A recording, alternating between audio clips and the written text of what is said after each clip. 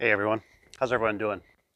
So SOS Garage Door recommended doing a video on how I like to mount the photo eyes to the concrete, which was a great idea. I advise you to go check out his channel. He's a cool dude. So today I'm working with these, this one doesn't have it, but it's these photo eyes from Liftmaster. Normally they got that yellow sticker on them. These ones are this extra I had in the van. I was going to use the wire if I had to extend the wires over here on these photo eyes for some reason. So right now, what happened was the customer was complaining that they're having issues. Now this one in particular, I started with the worst one first, the Tapcon, and I don't see a Tapcon in front of me. It's those blue screws. One second, let me grab you one. Okay, so I found one. I just took one out of the wall. A little toasty still. That's these things, these blue screws. Now, I'm sure people can debate me on these, but these Tapcons, I particularly don't like. I've had issues with them. They strip out if you don't know what you're doing. You have to be able to the way I look at it is you have to listen to an impact gun. You have to be able to listen to hear how it sounds when it's biting. And a little bit too much force, you strip it out, and it's basically it's over. I've always found these swedge anchors to work a little better. Let's make sure you can see these.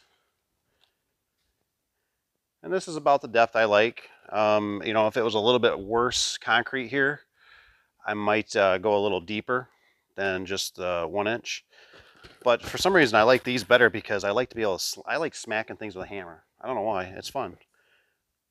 Maybe I got it from when I was a kid, working with my dad up in a garage, and he gave me nails to put into the floor.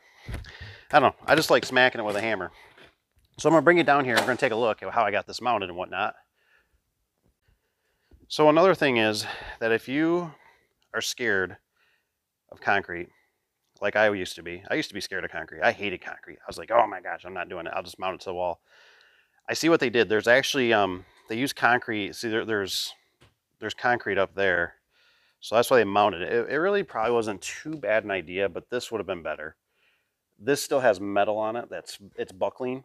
And with the building heating up and expanding and contracting, it's flexing these photo eyes. I about guarantee it.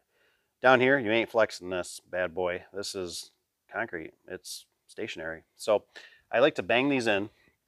I've had pretty good luck with these always biting. They don't really ever come loose on me. They just seem like because they swell up versus digging, you know, into it with a Tapcon, you can chew out some of the material and too much, and then the Tapcon's no good.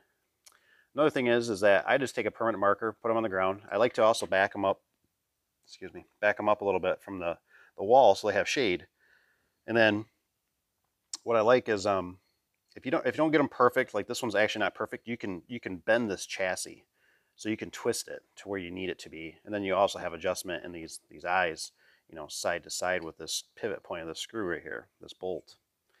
So luckily the guy, you know, he should have done, if he did the curly cubes or piglet tails or whatever you guys call them, he could have gave me a little more room. I'm going to zip tie that right there where that existing hole is.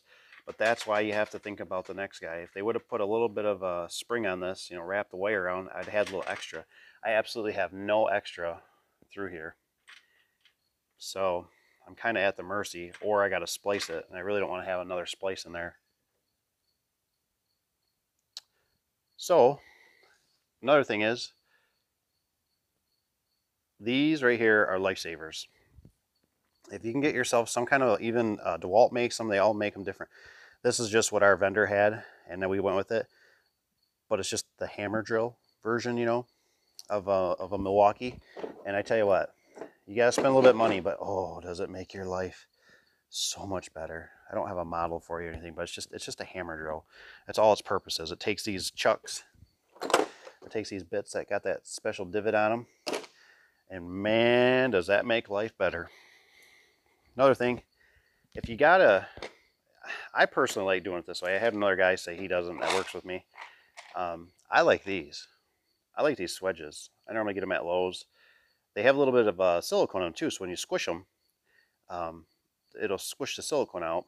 So depending on what wire I'm working with, I like to get both. I like to get the orange ones for a little bit heavier wire. I found out that if the wire's a little heavier on the coating, this fits better. And then if it's a little bit lighter, I go with this. and this seems to work out just fine. So I'm always pretty happy with that.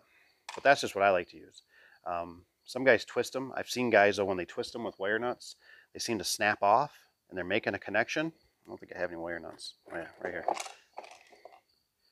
When they twist them, they don't realize that they broke the wire inside, especially when it's just this thin wire. Really super thin wire. You can barely even see it on the camera, but you'll break it because it's not stranded, it's solid. And if you break that, it could be a callback. I've maybe had one callback because I didn't have one of these crimped right, and I let another guy do it. But if you squish them good enough with a pair of vice grips, is what I like to use, I never have any problems. And like I said, they have that silicone, so I don't know if you ever come across these before, but have you seen a little bit of corrosion, you know, because the rain or whatever, the mist of stuff has gotten on them over the years, and they've gotten corroded. So yeah. So anyways, guys and girls, that's my little story on my commercial photo eyes. As far as I'm concerned, if I've never seen those yellow photo eyes again from Liftmaster, it wouldn't bother me one bit. As far as I'm concerned, you got to go with those Nemas. They got that rubber. I think I'm saying that right. I would wish, I know it's about impossible, because I know even like with our secretary, she has a lot going on, and it's something that can be easily overlooked. But I would wish that we would never see the yellow ones ever again. If we have the option to upgrade for $30 or whatever to $60, I think if you're getting over maybe $100 and some dollars, maybe then we question it depending on the job. But the callbacks, the problem is that you don't know with your technicians if they know what they're doing. And sometimes they get, you know, everybody, when you get out in the field, it's like an engineer, right? When they write stuff on paper, it's not the same as in the field. Everybody knows that. If you work out in the field, you know that you've looked at prints before, you've listened to people sketch things out. Everything in the field is always different. And the problem is you might be in a tight situation. They might not have the room. There might be a beam there, whatever. And you might not have the opportunity to put it back and get it out of the sun, or you might not have a spot to mount it. So you need the best product you can have to ensure that you don't get callbacks.